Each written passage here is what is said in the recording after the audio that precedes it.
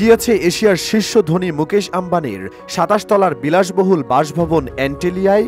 বিষয়টি সম্পর্কে জানতে মানুষের আগ্রহের কমতি নেই।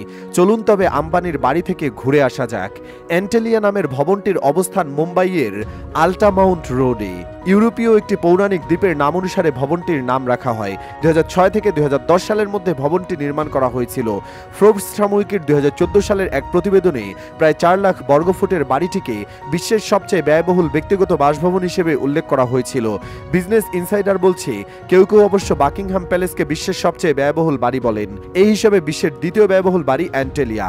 ফোর্বস সাময়িকীর প্রতিবেদন অনুযায়ী ভবনটির নির্মাণে $1 থেকে $2 বিলিয়ন খরচের তথ্য পাওয়া যায়। অ্যান্টেলিয়ার ভেতরের অংশের ছবি খুব বেশি পাওয়া যায় না, তবে ভবনটিতে ৬ তলা ভূপৃষ্ঠ পার্কিং, ৯টি এলিভেটর, ৩টি হেলিপ্যাড এবং ৫০ আসনের একটি theatre, cinema, swimming pool, spa এবং হাসপাতাল রয়েছে বলে তথ্য পাওয়া যায়। এগুলো বাড়িটির সম্পূর্ণ ৫ তারকা হোটেলের সুযোগ সুবিধা দিয়ে থাকে।